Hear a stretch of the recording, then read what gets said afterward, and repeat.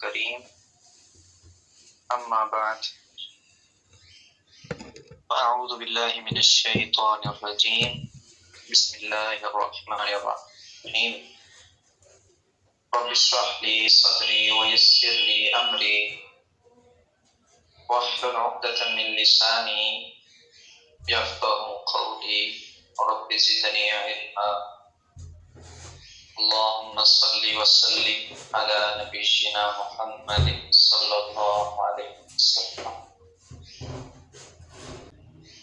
جی آج ہمارا سبق علم النحو میں اعراب کی بحث ہم پڑھ چکے ہیں۔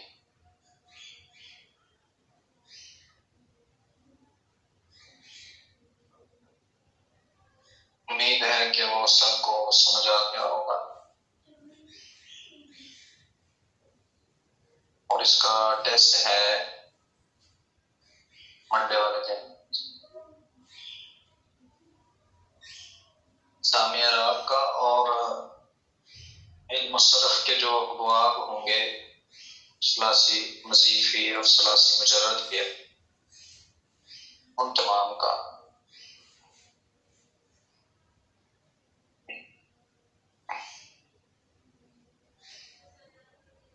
اگلی ہماری بحث ہے توابع۔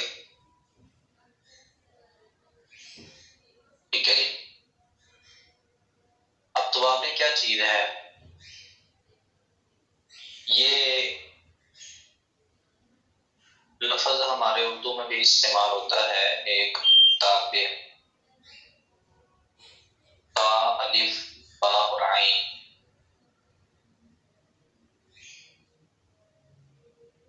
اتباع بھی استعمال ہوتا ہے، تو تابع کی جمع ہے توابع۔ تابع ہمارے ہاں کہتے ہیں جو کسی کی پیروی کرنے والا ہے، جو کسی کے پیچھے چلنے والا۔ ٹھیک ہے جی، تو اسی سے ملتا جلتا مفہوم ہی یہاں پر موجود ہے۔ بعض بات ایسا ہوتا ہے کہ ہم عبارت میں دیکھتے ہیں کہ دو اسم اکٹھے آ رہے ہیں اور پہلا جو اسم ہے اس کے پیچھے تو عامل موجود ہے، جبکہ دوسرا اسم جو ہے ظاہراً ہمیں ایسا نظر نہیں آتا کہ اس کا بھی کوئی عامل ہے یا، لیکن ہم دیکھتے ہیں کہ دونوں کا اعراب جو ہے، حالت جو ہے، رفعی نصبی جری کوئی بھی، وہ ایک جیسی ہے۔ یعنی دوسرا جو اسم ہے وہ اعراب میں پہلے اسم کے تابع ہے۔ ٹھیک ہے، جو اعراب پہلے اسم کا ہے اس کا ہے، حالانکہ ظاہری طور پر ہمیں ایسا ہی محسوس ہوتا ہے کہ یہاں اس کا عامل کوئی موجود نہیں۔ ٹھیک ہے، تو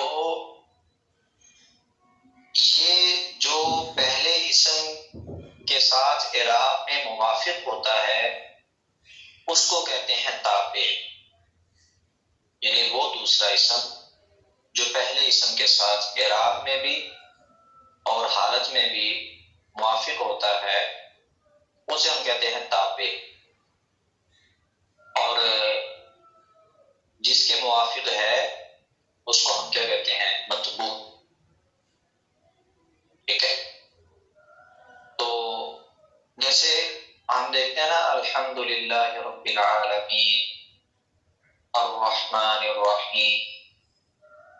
اب ہم نے دیکھا کہ الحمدللہ لفظ اللہ کے آخر میں کیا ہے؟ زیر ہے، وہ تو سمجھ آ گئی کہ لفظ اللہ کے شروع میں لام تھا، لام جارا، تو اس کی وجہ سے زیر آ گئی۔ اب رب العالمین میں ہم نے دیکھا کہ رب العالمین میں رب کی با کے نیچے بھی زیر ہے، الرحیم الرحمن کے نیچے بھی زیر ہے، الرحیم کے نیچے بھی زیر ہے۔ جارا وہ تو صرف لفظ اللہ کے شروع میں تھا، رب العالمین کے شروع میں بھی کچھ نہیں ہے، الرحمن الرحیم کے شروع میں بھی کچھ نہیں ہے، مالک یوم الدین کے شروع میں بھی کچھ نہیں ہے۔ اس سے یہ بات کلیئر ہو جاتی ہے کہ یہ ساری چیزیں جو ہیں یہ لفظ اللہ وافق ہیں اعراب میں اور حالت میں.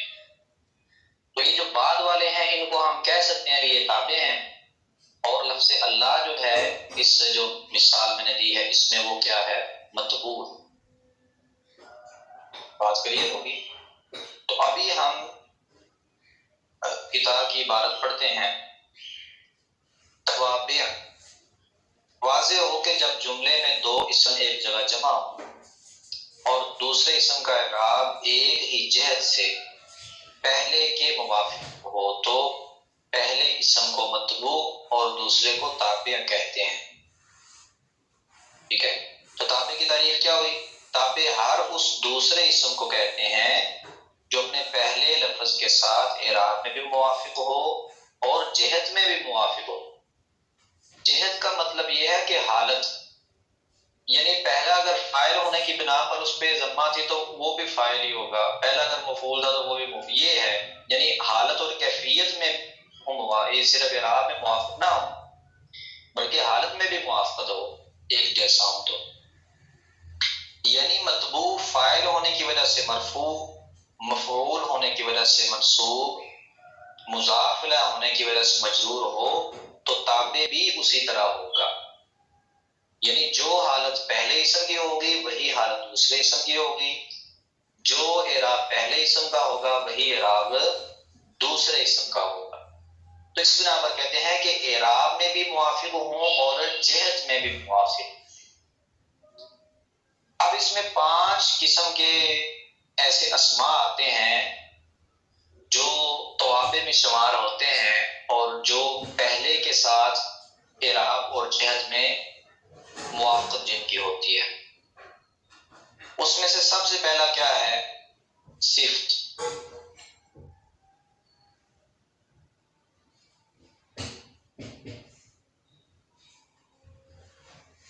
کہتے ہیں صفت وہ تابع ہے جو مطبوع کی اچھی یا بری حالت کو ظاہر کر دے. وصف ہے نا، تو وصف اچھا بھی ہو سکتا ہے برا بھی ہو سکتا ہے. صفت وہ تابع ہے جو مطبوع کی اچھی یا بری حالت کو ظاہر کر دے. جیسے جاءنی رجل عالم، اس مثال میں عالم نے رجل مطبوع کی علمی حالت کو ظاہر کر دیا. ٹھیک ہو گیا؟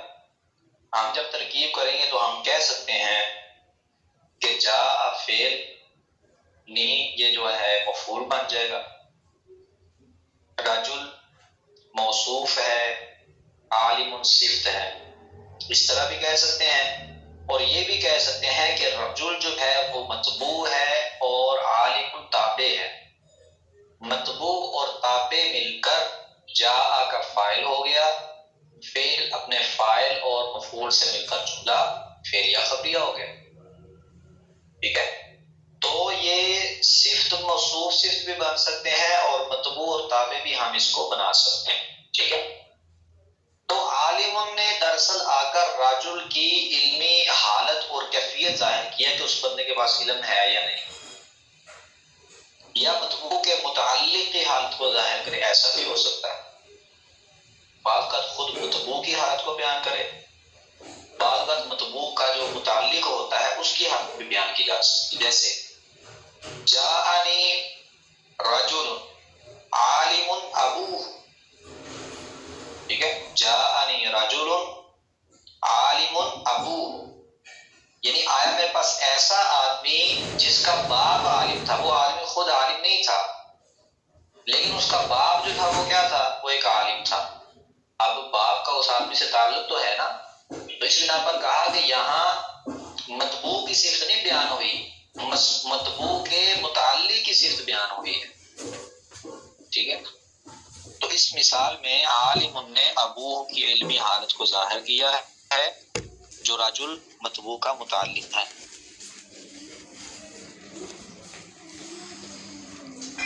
اچھا، اس میں سے کوئی آپ اسٹوڈنٹس میں سے کوئی جاءنی رجل عالم ابوہ کی ترکیب کر کے دکھائے گا.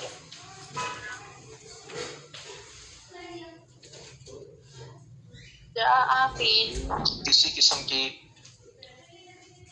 مدد لیے بغیر،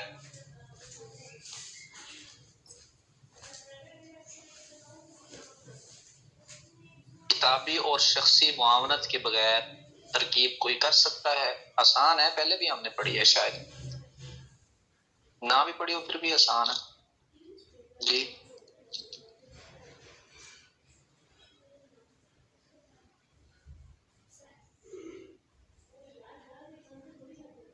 ماشاءاللہ، تو 1 3 3 6 اور 3 9 اسٹوڈینٹس موجود ہیں تقریباً۔ 9 میں سے کسی کو بھی نہیں آتی؟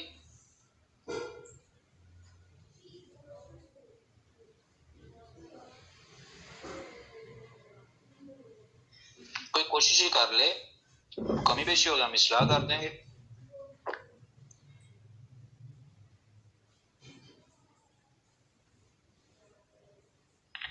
سر میں نے سنا ہے کہ پیچھے والا وہ کافی زیادہ ایشو تھا اس کا سگنل کا، تو اب میں دیکھ رہی ہوں۔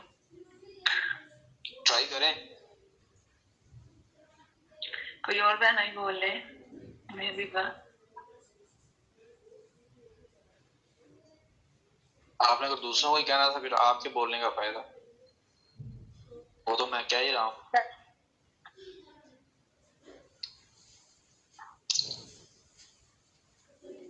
جی معزز اسٹوڈینٹس، یہ ترکیبیں ہم نے پڑھی ہوئی ہیں پہلے، اس میں کوئی ایسی مشکل چیز تو نہیں ہے کہ آپ سارے سمن بکمن ہو گئے ہیں۔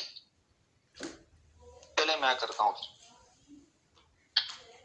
ترکیب اس طرح ہوگی، ویسے نیچے آ بھی رہی ہے، جاء فعل، اس میں یا ضمیر وہ مفعول بن جائے گا، راجل ہے مطبوع، عالم بنے گا مبتدا، عالم بنے گی خبر مقدم، ابو مضاف، وہ ضمیر مضاف الیہ، مضاف مضاف الیہ مل کر مبتدا مؤخر، مبتدا اور خبر مل کر جملہ اس میں خبریہ ہو کر یہ رجل کا کیا ہو جائے گا؟ تابع ہو جائے گا۔ رجل کو مطبوع کہہ لیں، اس کو تابع کہہ لیں، یا رجل کو موصوف کہہ لیں، اس کو صفت کہہ لیں۔ تو مطبوع تابع یا موصوف صفت مل کر یہ جاء کا کیا بن جائے گا؟ فاعل، فعل اپنے فاعل اور مفعول سے مل کر جملہ فعلیہ خبریہ ہوا۔ کلیئر ہو گیا جی؟ اچھا جی، تو بہرحال ہم نے صفت میں پڑھا کہ یا تو صفت اسی کے متعلق اسی کی بیان کی جائے گی، یا پھر اس مطبوع کی بیان کی جائے گی، یا پھر مطبوع کے متعلق کی بیان کی جائے گی، ٹھیک ہے؟ تو کہتے ہیں پس صفت کی 2 قسمیں ہوئی، ایک وہ جو اپنے مطبوع کی حالت کو ظاہر کرے، دوسری وہ جو مطبوع کے متعلق کی حالت کو ظاہر کرے۔ اب جو پہلی قسم ہے وہ 10 چیزوں میں مطبوع کے موافق ہوتی ہے، ٹھیک ہے؟ یعنی 10 چیزیں ہیں، 10 چیزوں میں سے جو چیز مطبوع میں پائی جائے گی وہی چیز تابع میں بھی پائی جائے گی، تو ہی اس کا تابع بنے گا، ورنہ تابع نہیں بنے گا، ٹھیک ہے؟ 10 چیزوں میں سے جو چیز موصوف میں ہوگی وہی چیز جو ہے وہ صفت میں ہونا لازمی ہے۔ ایسا نہیں ہو سکتا کہ کسی ایک چیز میں بھی فرق آ جائے۔ اور 10 چیزوں میں سے غالباً 4 چیزیں بیک وقت موجود ہوتی ہیں۔ پہلی چیز کیا ہے؟ تعریف، دوسری ہے تنکیر، جس کو ہم معرفہ نکرہ کہتے ہیں، یعنی اگر موصوف معرفہ ہے تو صفت بھی معرفہ ہوگی، اور اگر موصوف نکرہ ہے تو صفت بھی کیا ہوگی؟ نکرہ ہوگی۔ ان دونوں میں سے بیک وقت ایک ہی چیز ہوگی نا، تو معرفہ نکرہ میں سے ایک، تذکیر و تانیث میں سے ایک، مذکر مؤنث، موصوف مذکر ہے تو صفت بھی مذکر ہوگی، موصوف مؤنث ہے تو صفت بھی مؤنث ہوگی، تو مذکر مؤنث میں سے ایک۔ افراد، تثنیہ، جمع، یعنی واحد تثنیہ جمع، موصوف واحد ہے تو صفت بھی واحد، موصوف تثنیہ ہے تو صفت بھی تثنیہ، موصوف جمع ہے تو صفت بھی جمع، ان میں سے بھی ایک چیز موجود ہو۔ اور رفع نصب جر، یعنی جو اعراب ہے، اگر موصوف مرفوع ہے تو صفت بھی مرفوع ہوگی، موصوف منصوب ہے تو صفت بھی منصوب، اور موصوف اگر مجرور ہے تو صفت بھی کیا ہوگی؟ مجرور۔ تو یہ 10 میں سے 4 چیزیں بیک وقت موجود ہوں گی، اور 4 چیزوں میں دونوں ایک دوسرے کے موافق ہوں گے، موصوف صفت۔ لیکن یہ کس موصوف صفت کی بات ہو رہی ہے؟ وہ موصوف جس کی صفت بیان کی جائے یا وہ مطبوع جس کی حالت بیان کی جائے۔ اگر متعلق کی بات آئے گی کہ مطبوع کے متعلق کی حالت بیان ہوئی ہے تو اس میں پھر جو ہے وہ 2 چیزیں شامل ہوں گی، 2 چیزوں کا، یعنی 5 میں سے صرف 2 چیزیں کاؤنٹ ہوں گی۔ یہاں 10 میں سے 4 ہیں تو وہاں 5 میں سے 2 چیزیں کاؤنٹ ہوگی، وہ آگے کرتے ہیں۔ تو یہ جو موافقت ہے پہلی قسم کی، اس کی انہوں نے مثالیں دی ہیں، اندی رجل عالم۔ اب یہاں دیکھیں مطبوع جو ہے وہ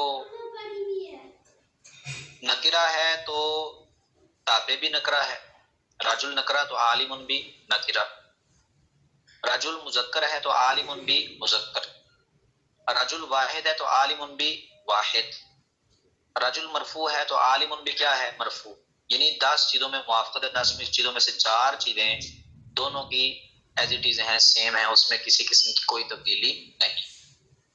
اس طرح اگلی مثال دیکھنے، رجلان عالمان، رجال عالمون، امرأۃ عالمۃ، امرأتان عالمتان، اور نسوۃ عالمات۔ یہ مثالوں پہ آپ غور کر سکتے ہیں۔ دوسری قسم جو ہے 5 چیزوں میں مطبوع کے موافق ہوتی ہے، اس میں معرفہ نکرہ کاؤنٹ ہوگا اور اعراب کاؤنٹ ہوگا، بس ان 5 میں سے 2 چیزیں بیک وقت موجود ہوں گی۔ جیسے جاءتنی امرأۃ عالم ابنها، میرے پاس آئی ایسی عورت جس کا بیٹا کیا تھا؟ عالم تھا۔ اس میں عالم اور امرأۃ کا اعراب تو ایک جیسا ہے، ٹھیک ہے، مگر چونکہ عالم سے ابنها کی حالت ظاہر ہوتی ہے اس لیے عالم مذکر لایا گیا، یعنی نہ اس میں مذکر مؤنث آیا ہے اور نہ ہی اس میں واحد تثنیہ جمع آیا ہے، صرف معرفہ نکرہ اور اعراب ہم نے دیکھا کہ اس مثال میں سیم۔ فائدہ کہتے ہیں نکرہ کی صفت جملہ خبریہ سے بھی لا سکتے ہیں، اور اس جملے میں ضمیر کا لانا ضروری ہے جو نکرہ کی طرف لوٹتی ہے۔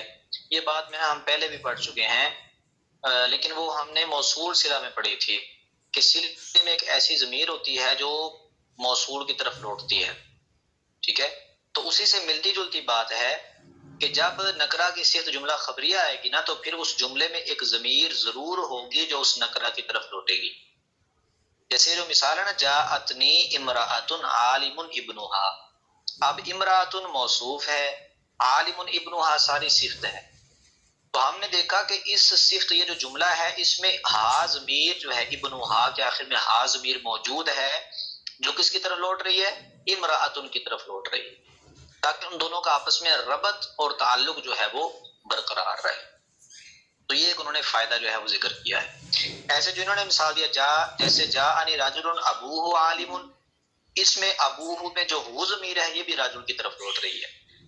تو جب جملہ آئے گا نا یہ صفت کے طور پر تو پھر اس جملے میں ایک ایسی ضمیر لازمی ہوگی جو نکرہ کی طرف لوٹے گی، ضمیر عائد کا ہونا لازمی ہے۔ آگے تراکیب ہیں، ترکیب کرنے سے پہلے آپ دیکھیں کہ اگر کوئی بات سمجھ نہیں آئی تو پوچھ لیں، کوئی سوال ہے تو کر تھوڑا سا بتا دیں۔ جی کیا پوچھا ہے؟ سر صفت جو ہے اس کے بارے میں تھوڑا سا تعبیر مفہوم اس میں سمجھ نہیں آئی۔ 2 اسم ہوتے ہیں، دونوں اسموں میں سے جو دوسرا ہوتا ہے وہ اپنے سے پہلے کے موافق ہوتا ہے اعراب میں اور حالت میں، یعنی دونوں کی حالت بھی ایک جیسی ہوتی ہے اور اعراب بھی ایک جیسا ہوتا ہے۔ تو جو دوسرا اسم پہلے کے موافق ہوگا اسے کہتے ہیں تابع، اور جو پہلا ہوتا ہے اسے کہتے ہیں مطبوع۔ اسی طرح جو دوسرا ہے اس کو صفت کہہ دیتے ہیں اور پہلے کو کہتے ہیں موصوف۔ یہ آسان سی سادہ سی تعریف، یعنی 2 اسم اکٹھے آئے ہیں، دوسرا جو ہے وہ اپنے پہلے اسم کے موافق ہے اعراب میں حالت اور کیفیت میں. تو ہم کہیں گے جی پہلا جو ہے وہ مطبوع ہے اور دوسرا کیا ہے تابع ہے، کیونکہ اس نے مطابقت کی ہے نا اعراب اور حالت میں پہلے اسم کی. چلیں تراکیب دیکھ لیں.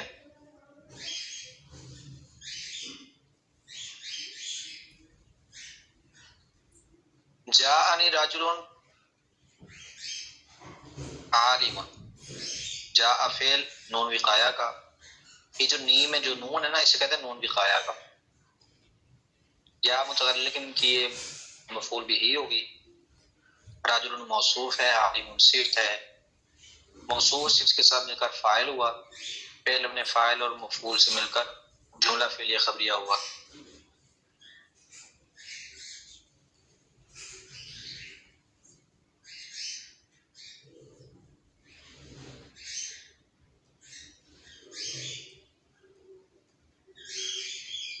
باقی تراکیب کو بھی آپ دیکھیں، میں ایک منٹ ہٹا رہا ہوں ذرا. یہ جو تراکیب اینڈ پہ ہے نا، ترکیب بیان کریں. رأیت امرأۃ عالمۃ، مررت برجل عالمۃ بنتہ، جاءنی رجل مات ابوہ. یا کہ قرآن مجید کی آیت ہے اخرجنا من هذه القرية الظالم اهلها پھر اسکن فی تلک الدار المفتوح بابها. تو یہ ترکیب آپ کے ذمہ ہے. 3 اوپر والی ترکیب ہو گئی اور 5 یہ ہیں. یہ 8 ترکیبات آپ نے نوٹ کرنی ہے، انہیں لکھنا ہے اور اپنے جو ٹیچر ہے اس کو چیک کروا لیں، یہ مجھے چیک کروا لیں. ٹھیک ہے.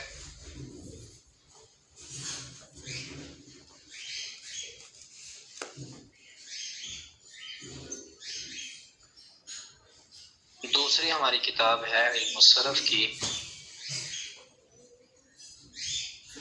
علم الصرف کے جو باب 2 دیے تھے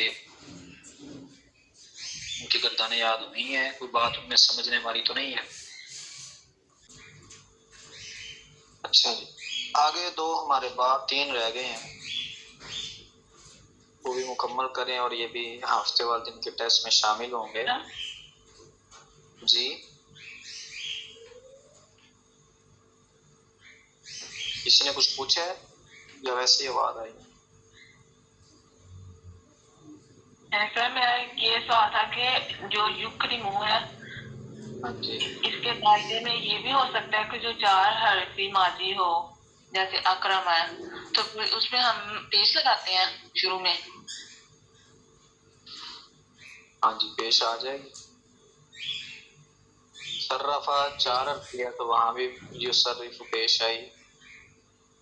جی جیسا یہ پوچھنا تھا. اچھا اگلا ہمارا باب ہے باب تفاعل. تفاعل یعنی عین کلمہ پر تشدید ہے اور اس کا مصدر ایک ہے تقبل.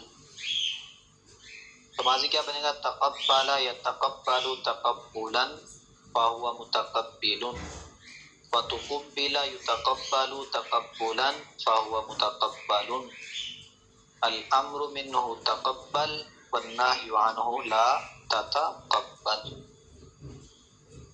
اس کے مصادر ہیں التبسم، التفقہ، التلبس سا ہے آخر، التعجل معنی لکھے ہوں گے. آج کا ہمارا دوسرا باب ہے باب مفاعلہ، مقاتلہ وقتال. اسے صرف صغیر بنے گی قاتل یقاتل مقاتلتا وقتالا.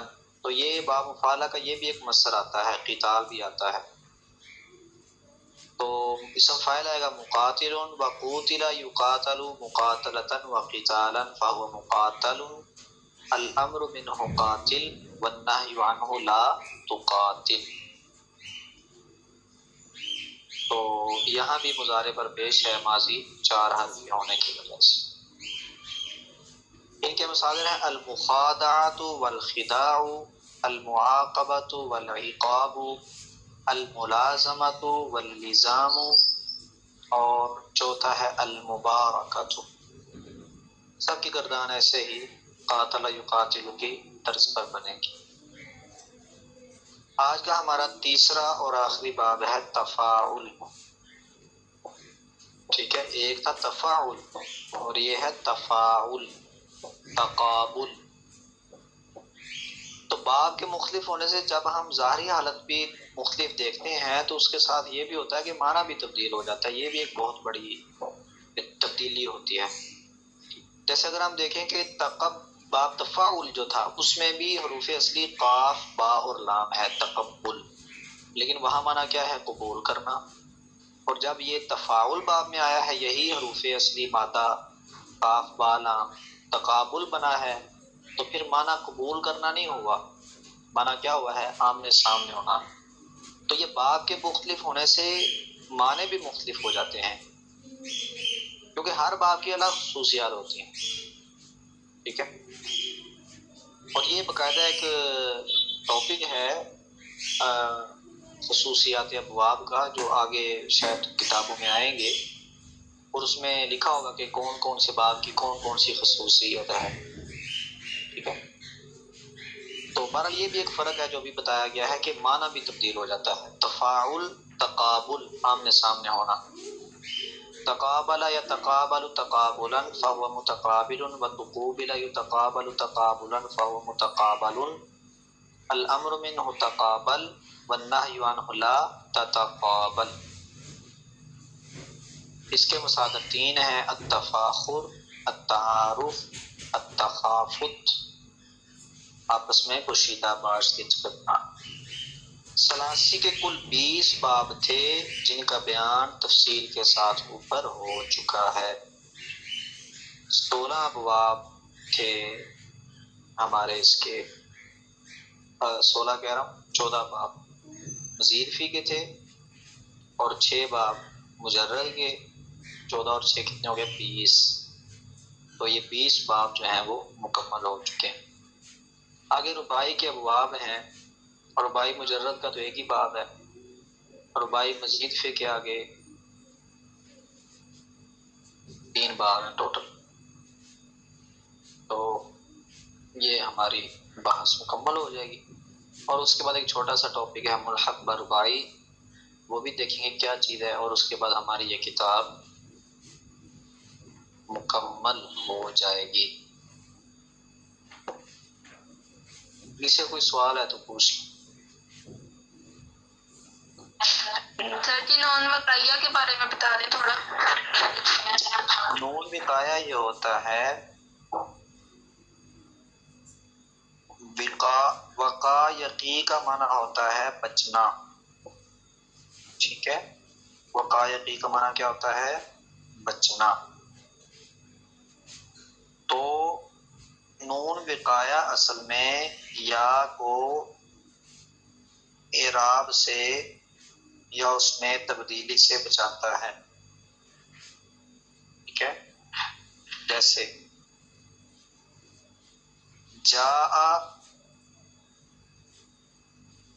نی ہم نے پڑھا نا، جاءنی، تو یا یہاں یا متکلم جو ہے یہاں پہ مفعول بن رہی ہے، مفعول بھی، اور مفعول بھی پر جو ہے وہ آپ کو پتہ نصب ہوتی ہے، اور یہاں پہ یا پر نصب کا آنا ثقیل ہے اور پڑھنا بھی مشکل ہے.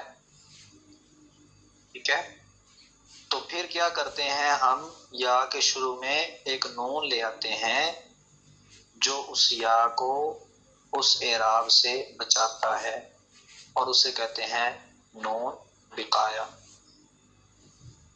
نون کے نیچے ہم زیر لگا دیتے ہیں اور یا کی جو حالت ہے وہ چونکہ زیر کے موافق ہوتی ہے تو لہذا یا میں کسی قسم کی کوئی تبدیلی نہیں ہوتی. یہ ہے نون وقایہ. جی ٹھیک ہے، جزاک اللہ.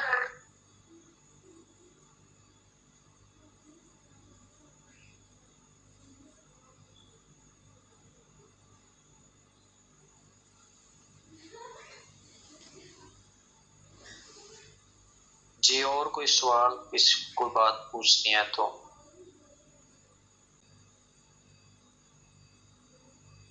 ٹھیک ہے جی، سبحانک اللہ۔